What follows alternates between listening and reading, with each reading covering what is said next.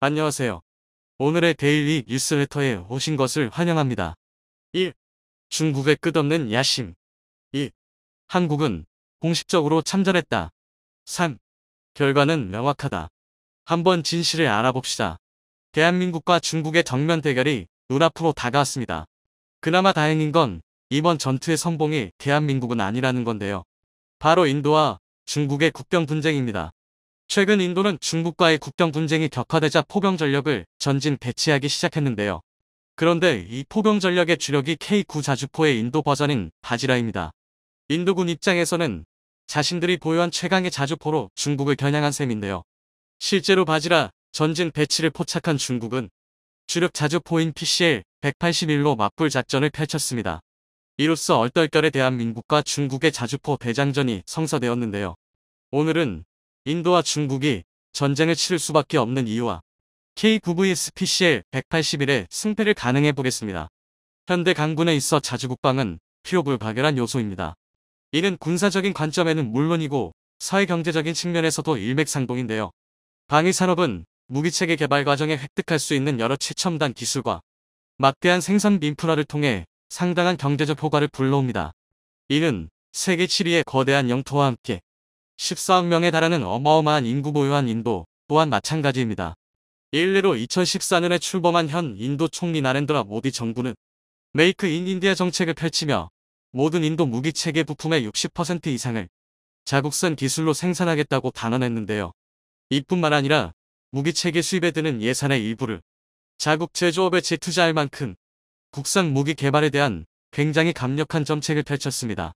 앞서 말했던 국산 무기체계 개발이야말로 국가의 근간이라 할 수 있는 제조업과 산업 전반에 영향력을 끼치는 만큼 인도의 이러한 결정은 대단히 상식적인 결정인데요. 이처럼 당연하게 여겨지는 30도 자주포 앞에서는 산산이 박살났습니다. 무기체계 자체 개발에 그토록 집착하던 민두가 생각지도 못했던 결정을 내린 건데요. 지난 1월 초 인도는 자주포 자체 개발을 포기하고 K900대, 금액으로 따지면 8,700억 원에 달하는 막대한 물량을 도입하기로 결정한 것입니다. 기존의 인도가 이미 K900대를 도입한 상태라는 걸 감안하면 최종적으로 무려 200대를 도입하기로 결정한 것입니다. 이 정도면 앞으로 인도 정부가 아무리 많은 투자를 하더라도 자국의 자주포 시장이 박살 날 수도 있는 과감한 결정인데요. 사실 여기에는 피치 못할 이유가 있습니다. 그렇습니다. 바로 중국 때문입니다. 실제로 인도는 K9중 보유군을 라답 지역에 배치했는데요. 이곳은 2020년 인도, 중국 국경 분쟁이 발생한 지역으로 두 나라의 군사적 긴장감이 가장 높은 지역입니다. 민도는 중국과 국경을 맞대고 있는 다른 나라들과 마찬가지로 무려 60년이 넘는 오랜 기간 중국과의 국경 분쟁으로 몸살을 앓고 있습니다.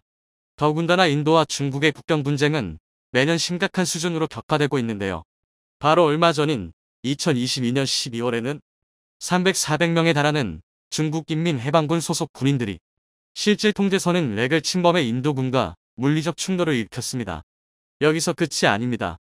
앞서 말씀드린 2020년 6월 분쟁에서는 히말라야 국경지대인 가란 계곡에서 무려 600여 명에 달하는 양측 군대가 냉병기를 들고 충돌하는 초유의 사태가 벌어졌는데요.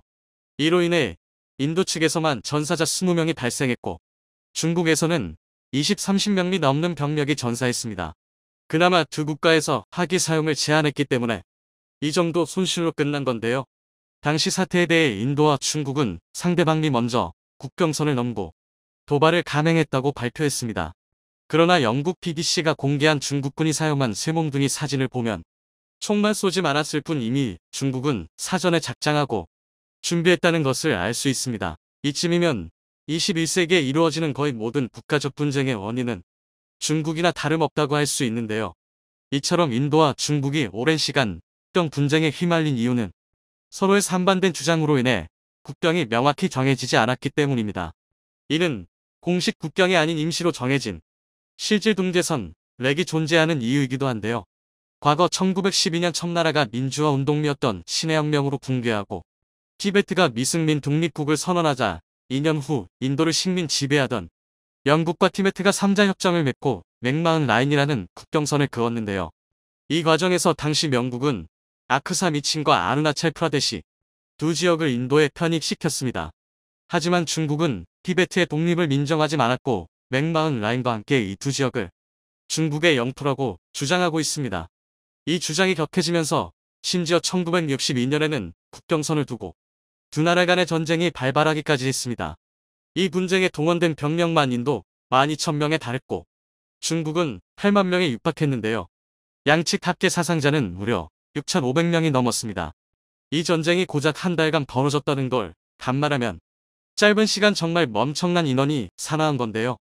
다수의 전문가는 인도와 중국 모두 핵무기를 보유한 나라인 만큼 다시 한번 인도, 중국 간의 전쟁이 벌어진다면 그때는 세계대전 급의 대규모 전면전이 벌어질 것이라고 보고 있습니다. 그리고 이로 인해 두 나라는 분쟁이 격화되지 않도록 화기 사용을 극도로 자제하고 있는 건데요. 하지만 아슬아슬하게나마 이루어져 오던 힘의 균형도 결국 일촉즉발의 상황에 직면했습니다. 바로 인도와 중국 모두 1996년 맺었던 화기 사용 금지 협약을 깨고 인도와의 국경지대에 대규모로 화력 무기를 배치 중인데요. 이로 인해 최소 2년 사이에 도와 중국의 국경 분쟁이 냉병기 분쟁에서 화기를 사용한 국지전으로 격화될 가능성이 매우 높아졌습니다. 그런데 문제는 인도, 중국 국경지대 대부분이 히말라야 산맥의 고산지대에 위치해 있다는 것입니다. 고산지대는 1년 내내 사시사철 극한의 환경에 노출되어 있는데요. 살을 내는 추위와 날카로운 바람으로 인해 웬만한 무기체계가 오랜 시간 전투대기 상태에 머물 수 없습니다. 더군다나 산지가 높아질수록 산소가 희박해지기 때문에 기계화 장비는 적군보다도 먼저 심각한 출력 저하에 맞서 싸워야 합니다. 그래서 고산지대에서는 헬기는커녕 전차조차도 운용하기가 매우 어려운데요. 이에 대다수의 군사 전문가들은 원거리에서도 효율적으로 적을 타격할 수 있는 포병 전력이 인도 중국 국경 분쟁의 성패를 가를 것이라고 예측하고 있습니다. 실제로 지난 2021년부터 중국이 국경지대에 대규모 포병 전력을 배치 중이라는 사실이 포착되었는데요. 특히 그 중에서도 100대 이상의 PCL 181, 155mm 자주포를 투입해서 전 세계를 놀라게 만들었습니다. 그도 그렇게 PCL 181은 2019년에 공개된 중국의 최신형 주력 자주포인데요.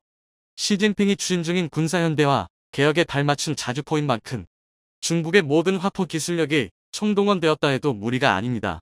중국이 이런 PCL 181을 투입했다는 것만 봐도 인도와의 국경 분쟁을 얼마나 중요하게 생각하는지 알 수 있는데요. 알 수 있는데요. 그러나 이에 맞서는 인도의 대응도 결코 만만치는 않습니다. 인도 또한 전 세계에서 최고라고 평가받는 K9의 인도화 생산 버전 K9 바지라를 배치하기 시작한 건데요.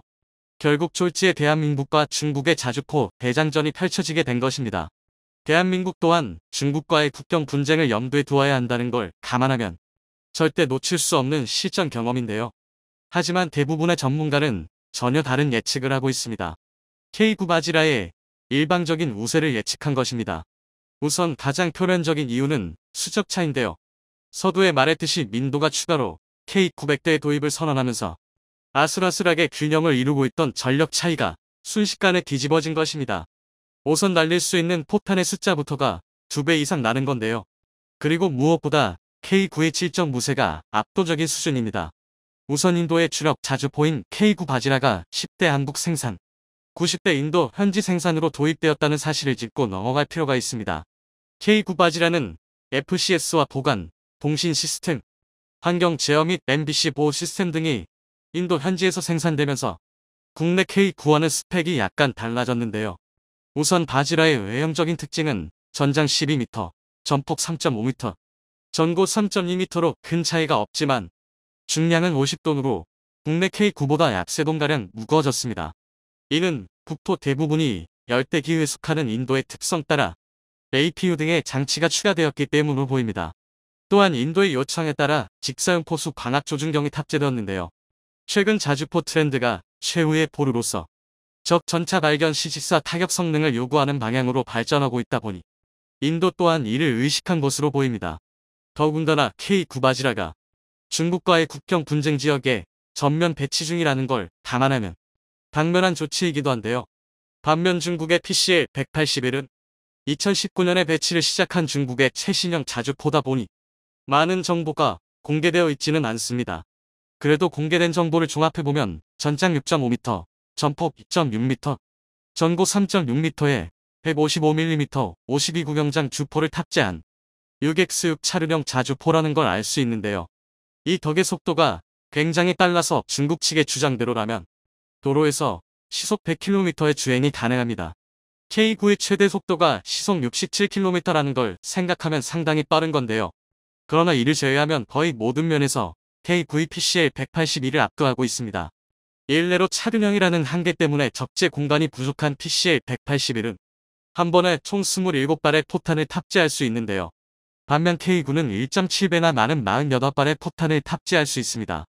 루트투투수 능력면에서 애초에 비교가 불가능한 건데요. 게다가 공격 속도 면에서도 압도적인 차이가 나고 있습니다. K9의 경우 급속 사격 시 15초당 3발, 바지라는 30초에 3발을 발사할 수 있고 최대 발사 속도는 분당 6-8발에 달하는데요. 하지만 이에 대응한다는 중국의 PCL 181은 분당 4-6발밖에 되지 않습니다. 객관적으로 말해서 중국의 주장대로라면 PCL 181도 분명히 나쁜 성능은 아니지만 상대가 K9 계열 자주포라는 사실이 패착인데요. 차이는 여기서 끝이 아닙니다. K9의 문용 인원은 5명이라고 일려져 있는데요. 하지만 이는 포반장, 부사수까지 포함한 S체대 운용 인원으로 극단적으로 민원을 감축하면 최소 3명으로도 운용이 가능합니다. 별다른 추가 장비 없이 K9 한 대로도 사격 재원 산출과 타격을 가능하게 만든 훌륭한 전자장비 덕분인데요. 반면 PCL 181은 기본 최소 6명의 인원이 필요합니다.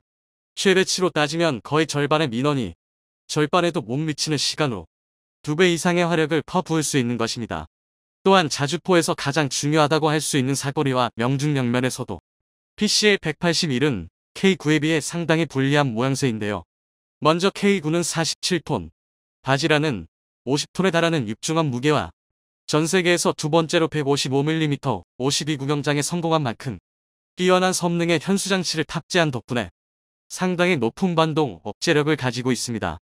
또한 K9의 주퇴복자기는 2개의 유압식 후퇴 브레이크와 내부 완충기, 공합식 원복장치 등으로 사격에서 포신의 좌우 움직임을 최소화하는데요. 반면 PCL 181은 25톤에 불과한 가벼운 무게와 차륜형 자주포의 한계로 인해 반동을 제대로 컨트롤할 수 없습니다. 이것만 봐도 차체까지 너를 뛰는 PCL 181에 높은 명중률을 기대하기란 불가능하다는 걸 알 수 있습니다. 게다가 PCL 181 같은 차륜형 자주포는 대부분 구조적인 한계상 견인포와 마찬가지로 땅의 지지대를 박는 작업이 필요한데요. 이 때문에 PCL 181은 아무리 빨라도 최소 2분의 준비 시간이 필요합니다. K9가 고작 30초면 초탄을 발사할 수 있다는 걸 생각하면 상당히 큰 차이인데요. 심지어 공격 범위에서도 K9는 꾸준한 포탄 개량으로 K315 랩 포탄 사용 시 최대 55km까지 타격이 가능한 반면 PCL 181의 최대 사거리는 고작 40km에 불과합니다. 이 정도면 왜 전문가들이 PCL 181보다 K9의 한 단계 위라고 주장하는지 알 수 있으실 텐데요. 이처럼 중국의 무기체계는 객관적인 지표에서는 준수한 듯 보이지만 하나씩 뜯어보기 시작하면 엉성한 부분이 한두 군데가 아닙니다. 그리고 무엇보다 방어력 면에서 PCL 181은 최악의 하는 말로도 부족합니다.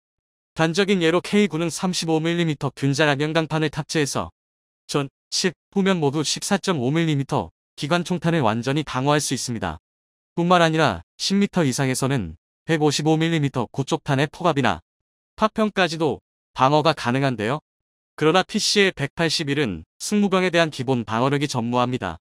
그나마 12.7mm 중기관총까지 방어할 수 있는 상부 장갑을 탑재할 수 있다고는 하지만 고작 이걸로 포갑과 파편을 막기에는 턱도 없는데요. 즉 정리하자면 다른 지표가 모두 동일하다 하더라도 포병전에 있어서 PCL 181의 성능은 최악입니다. 사실상 빠른 속도를 앞세운 보병의 화력 지원을 제외하고는 자주포라고 부르기도 아까운데요.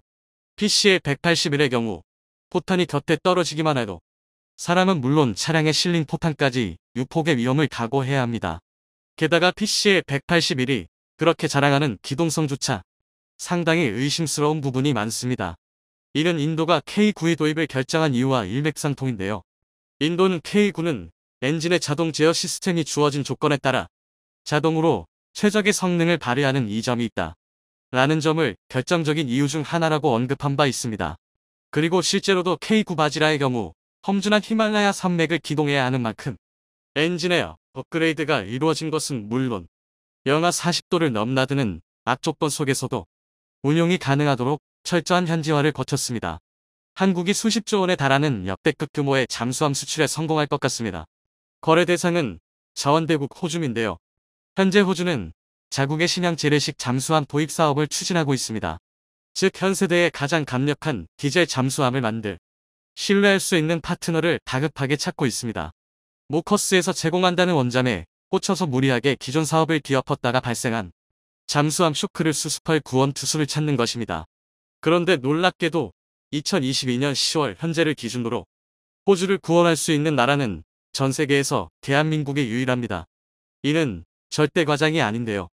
왜냐하면 현재 호주에게 잠수함을 팔 수 있는 나라 중 호주의 입장을 가장 맞춰줄 나라가 대한민국뿐이기 때문입니다. 따라서 호주가 만약 재래식 잠수함 사업을 재개한다면 한국이 사업을 수주할 가능성이 매우 높습니다. 하지만 세상에는 공짜가 없습니다. 모든 사업에는 자칫 잘못했다가는 큰 피해를 볼 수 있는 리스크가 존재합니다. 일단 수주에 성공하면 무조건 대박처럼 보이는 호주의 잠수함 도입 사업에도 이런 리스크는 존재합니다. 그 이유는 바로 조건입니다. 현재 호주는 만약 디젤 잠수함 도입이 재개될 경우 완전한 기술 이전과 더불어 모든 잠수함을 호주 조선소가 호주에서 건조해야 한다고 주장하고 있습니다. 심지어 중국에 대응해야 하니 빨리 만들어야 한다는 기한까지 붙였는데요. 그래서 과도한 기술 이전과 무리한 건조 일정을 무턱대고 맞춰주려다가 버는 돈보다 무언가를 더 잃는 참사가 일어날 수 있습니다. 심지어 최근 비슷한 일도 있었는데요. 바로 민도의 P75I 사업입니다. 이 사업은 총 사업 규모가 10조 원에 달하는 인도의 라이선스 잠수함 도입 사업이었습니다. 하지만 인도의 말도 안 되는 요구를 은 기업들이 수지 타산이 맞지 않는다며 입찰을 포기했고 결국 2022년 10월 현재 사업 폐기에 대한 논란이 일고 있습니다. 그러니까 호주가 제시할 조건이 부당하다면 호주의 잠수함 도입 사업 역시 인도의 P75I 사업처럼 사업이 파탄날 수 있다는 것이며 무턱대고 사업에 참가한 한국이 피를 볼지도 모릅니다. 그러나 반대의 의견도 있습니다. 이런 식으로 위험을 피하다 보면 결코 성공할 수 없기 때문인데요. 세상에 공짜는 없으며 도전 없이 일확천금을 버는 것은 불가능합니다. 그 큰 돈을 벌려면 어떤 일이든 시작을 해야 하는 것은 당면한데요. 그러니 호주의 잠수함 도입 사업은 위험하더라도 시도해야 할 사업이라는 뜻입니다. 게다가 호주가 내건 조건을 잘 허려면 오히려 엄청난 혈맹을 얻으면서 한국이 큰 이득을 취할 수 있습니다. 하지만 이렇게 말씀드려도 뒷배경을 모른다면 공감하기 쉽지 않으실 텐데요. 오늘은 한국이 호주에 잠수함을 파는 게 잃는 것보다 얻는 게 더 많은 이유에 대해 알아보겠습니다. 만약 지금 당장 호주가 재래식 잠수함 도입 사업을 재개할 경우 사업에 참여할 수 있는 나라는 크게 셋뿐입니다. 바로 독일, 프랑스 그리고 한국뿐인데요. 이외에도 일본, 스페인, 러시아 역시 사업에 참가할 수 있으나 러시아는 호주의 적성국인데다 지금 전쟁 중입니다.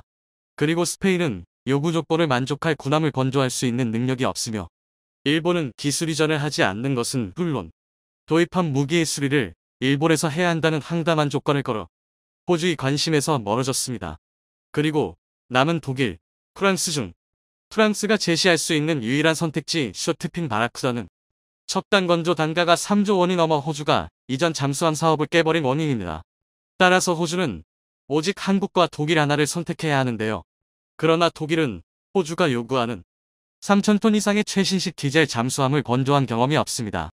수출용으로 설계한 216급 잠수함이 있으나 이는 어디까지나 설계에 그쳤고 실적에 있는 수출용 잠수함이나 독일 해군의 잠수함은 2,000톤조차 되지 않는 소형함입니다. 그러므로 현재 호주가 원하는 잠수함을 제공할 수 있는 나라는 오로지 한국뿐입니다.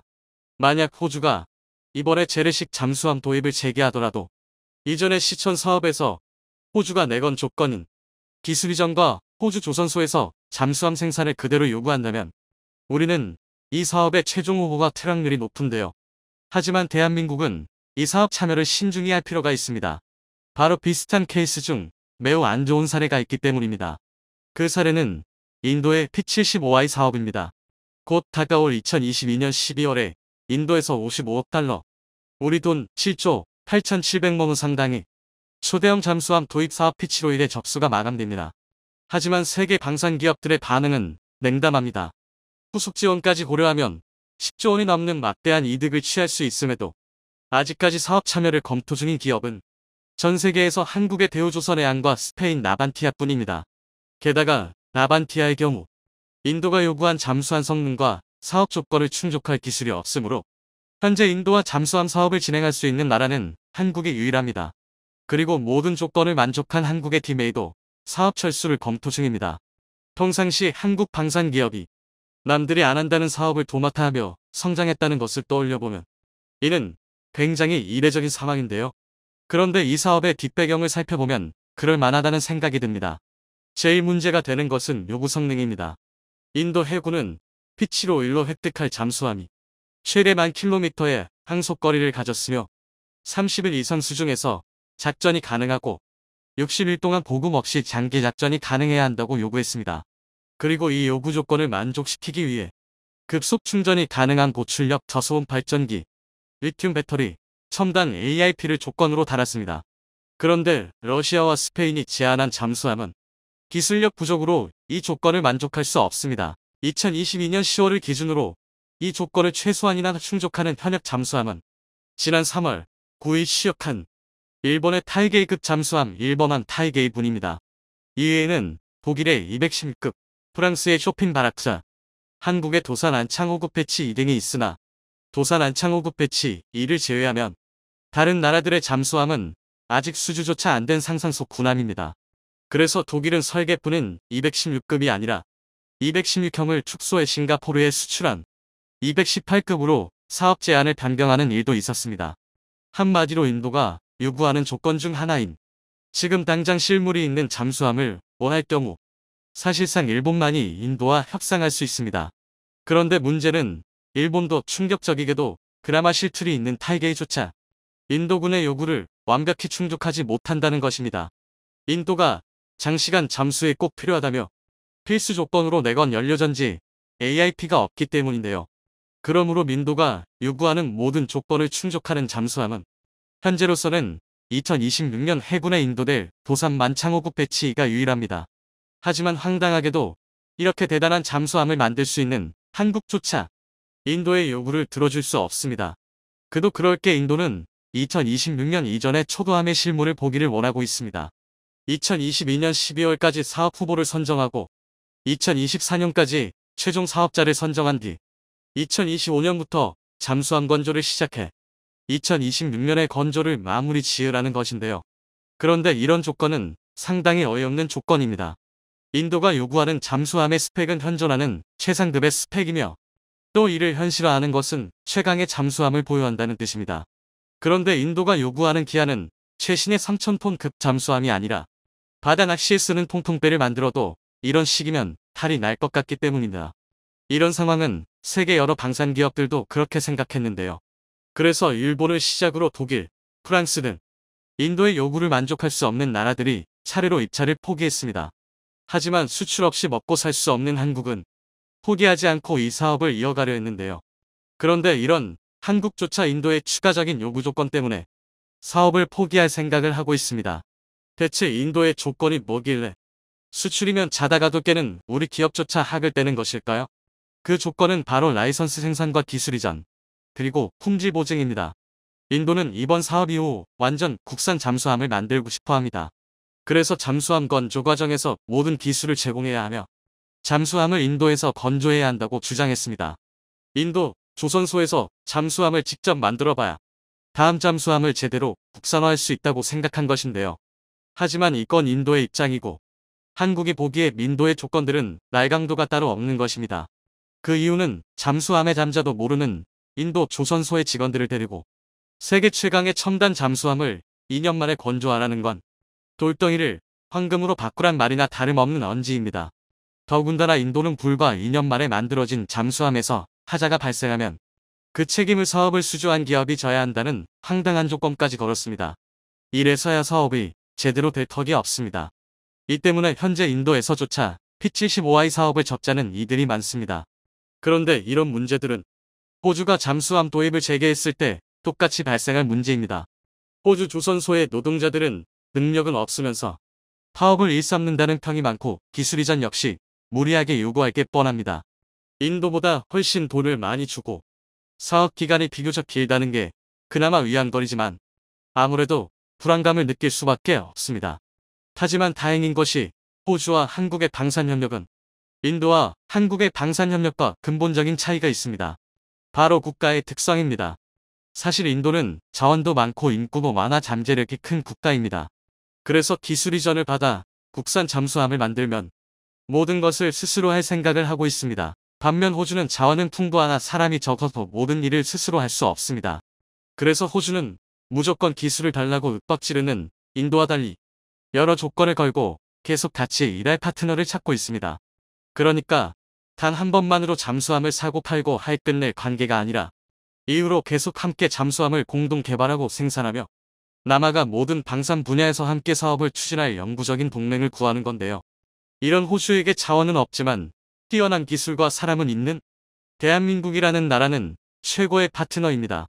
게다가 호주와 한국은 이미 K9 생산 공장을 호주에 건설하며 본격적인 안보 협력을 추진 중이며 레드백 등 추가적인 방산 협력이 추진되고 있습니다. 뿐만 아니라 중국이라는 공통의 적을 두고 있으며 서로 거리가 멀어 영토를 두고 다툴 일도 없습니다. 따라서 한국과 호주가 미국이 주도하는 파이브 아이즈처럼 함께 무기를 개발하고 생산하는 사이가 된다면 양국 모두 이익을 얻을 수 있습니다. 다시 말해 한국은 자원을 값싸고 만정적으로 공급받을 수 있고 호주는 부족한 인력으로 모든 무기를 개발하려 애쓰지 않고 선택과 집중을 할 수 있게 되어 두 국가가 함께 무기를 도입함으로 개발 실패의 부담을 줄이고 양산 비용을 크게 낮출 수 있습니다. 일례로 만약 호주와 한국이 KF-21N 중형항모 도입을 함께 추진한다면 금전적으로는 무조건 손해일 게 뻔한 KF-21N과 중형항모의 도입이 꽤 할 만한 사업이 됩니다. 그리고 이런 거래는 앞서 말씀드린 양국 상황을 파져봤을 때 호주의 지각 변동이 일어나 양국의 위치가 바뀌지 않는 한 수십 년이고 이어질 수 있습니다. 이 정도라면 수십조 어치 무기를 제값받고 수출하면서 약간의 기술을 이전하는 사업이라면 충분히 해볼 만한 사업이라고 국내 군 전문가들은 말하고 있습니다. 뿐만 아니라 오커스 동맹 국가들은 중국의 세계 패권 야욕을 한국이 어느 정도 해소해줄 것이라고 생각하고 있는데요. 이 때문에 한국을 끌어들이겠다며 만간힘을 쓰고 있습니다. 쉽게 말해 잠수함 사업의 조건을 한국이 유리하게 골고 갈 수 있다는 것입니다. 러시아 우크라이나 전쟁이 장기간 이어지면서 세계 각국이 군비 증강에 열을 올리고 있습니다. 그 가운데 K2 전차, K9 자주포, FA-50 공격기 등 한국 무기가 큰 인기를 끌며 폴란드와의 계약을 시작으로 계속해서 여러 국가와의 새로운 무기 계약 소식이 전해지고 있죠. 최근에는 잠수함 도입 경쟁 역시 치열해지면서 뛰어난 조선 기술을 보유한 한국의 잠수함이 주목받고 있다고 하는데요. 호주에서 잠수함 도입을 위한 경쟁이 벌어졌는데 한국과 미국, 프랑스 3파전으로 좁혀지며 우리 기업들이 다시 한번 승리를 쟁취해낼 수 있을지의 기추가 주목되고 있다고 합니다. 특히나 현재 미국의 잠수함 건조 능력으로는 호주용 잠수함까지 수용할 여력이 안 됨에도 불구하고 바이든 정부에서 호주 잠수함 초기군을 본인들이 건조하겠다고 나서 비판을 받고 있다고 하는데요. 그 자세한 내용 알아보도록 하겠습니다. 호주는 현재 스웨덴에서 기술 지원을 받아 건조한 배수량 3,000톤의 콜린스급 잠수함 6척을 보유하고 있습니다. 6척의 잠수함은 1990년대 말부터 2000년대 초에 걸쳐 취역해약해 2030년대 초에 수명이 끝날 예정인데요. 이에 호주는 2014년부터 콜린스급 잠수함을 대체할 재래식 잠수함 12척을 도입하기 위해 경쟁을 벌여왔습니다. 지난 2016년 4월 독일, 스웨덴, 일본, 프랑스 4개국 업체들의 치열한 경쟁 속에서 소트핀 바라쿠다급 잠수함을 제안한 프랑스의 나발그룹이 우선 협상자로 선정됐습니다. 쇼트핀 바라쿠다급은 프랑스 해군의 차세대 핵잠수함인 바라쿠다급 재래식 추진 버전입니다. 치열한 경쟁 끝에 프랑스 잠수함이 선정되었으나 여러가지 문제로 호주 국방부와 프랑스 나발그룹과의 정식 계약은 2019년 2월이 되어서야 체결될 수 있었는데요. 하지만 호주에서 추후 건조할 잠수함의 척당 가격이 우리 돈으로 4조 원이 넘는다는 사실이 알려지면서 큰 논란이 일어났습니다. 그리고 지난 2021년 9월 논란 끝에 결국 프랑스의 날벼락이 떨어지고 말았습니다. 과거 재래식 잠수함 도입 계획을 밝혔던 호주가 핵잠수함으로 방향을 바꾸며 큰 파문을 불러온 것인데요. 호주, 영국, 미국의 앞글자를 딴 오쿠스라는 삼국안보 파트너십을 출범하며 호주가 프랑스와 맺은 잠수함 건조 계약을 취소하고 나섰습니다. 당연히 프랑스는 크게 반발했지만 든든한 동맹국을 만난 호주에게는 통하지 않았습니다. 중국의 위협에 대응하기 위해 미국, 영국의 도움을 받아 핵잠수함을 도입하기로 결정한 것이었죠. 호주는 미국에서 핵잠수함 관련 기술을 이전받아 자국에서 최소 8척의 핵잠수함을 건조할 계획임을 밝혔습니다. 오쿠스 당사자들은 핵잠수함에 재래식 무기만 탑재할 계획이기 때문에 핵 비확산 조약을 위배하는 것은 아니라는 입장을 고수하며 계획을 밀고 나갔습니다. 한편 호주의 조선업은 콜린스급 사업의 오랜 지연, 수상 전투함의 건조, 지연 등 사업이 계획대로 진행된 적이 거의 없는데요. 프랑스의 지원으로 건조하려던 잠수함도 제때 건조될지 의문이 제기되던 상황이었습니다. 이에 호주는 콜린스급 6척의 수명 연장 사업을 진행하기로 결정하기도 했었죠. 특히 이번 핵잠수함 사업의 경우 미국의 지원을 받는다고 하더라도 훨씬 복잡한 핵잠수함의 구조 때문에 제대 건조할 가능성이 매우 낮습니다. 이러한 호주의 어려운 상황을 지켜보던 외국 업체들은 호주가 핵잠수함을 도입할 때까지 능력 격차를 해소할 수 있도록 3,000톤급의 잠수함을 제안하기 시작했습니다. 첫 주자는 우리나라였는데요. 지난 2022년 7월 우리나라는 호주에게 잠수함 인도까지 남은 7년 안에 리튬 배터리를 탑재한 3,000톤급의 도산 안창호급 잠수함 기반 첨단 재래식 잠수함 7척을 건조해주겠다 제안했습니다. 또한 기존 계약을 파기당했던 프랑스도 제안에 나섰습니다. 지난 9월 오쿠스에게 늘 찔렸다며 불패감을 나타냈던 프랑스 대통령이 호주 해군 능력의 격차를 해소하기 위해 프랑스에서 건조한 재래식 잠수함 4척을 제안했다는 사실이 알려진 것입니다. 이제 호주는 날아가는 콜린스급을 고쳐 쓰느냐, 새로운 재래식 잠수함을 일부 도입해서 핵잠수함이 배치될 때까지 쓰느냐를 결정해야 합니다. 한편 미국에서도 호주의 전력 공백을 메우기 위한 논의가 한창 진행되고 있다고 하는데요. 미국 외신을 통해 바이든 행정부가 중국 해군력 증강에 대응하기 위해 호주가 도입할 잠수함의 초기분을 자신들이 건조하고 호주가 비용을 대는 것에 대해 논의하고 있다는 소식이 전해졌습니다. 미국 측의 제안을 호주가 받아들일 경우 최소한 초기 물량만큼은 호주가 목표하는 2030년대 초까지 공급받을 수 있다는 장점이 있습니다. 그러나 현실적인 문제는 현재 미국의 잠수함 건조 능력으로는 호주용 잠수함까지 수용할 여력이 안 된다는 것입니다. 미 해군은 여러 차례 미국 잠수함 건조 업체들의 능력이 떨어지고 그 때문에 비용 및 일정이 초과되고 있다고 비판해왔습니다. 현재 호주는 미국 측의 제안과 우리나라의 제안, 그리고 프랑스의 제안을 검토 중인 것으로 보입니다.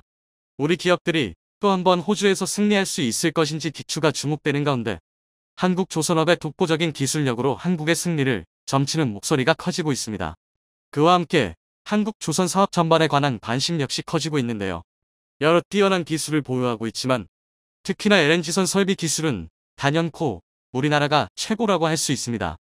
다른 나라의 설계 도면을 그대로 보여줘도 못 따라올 정도라고 하죠.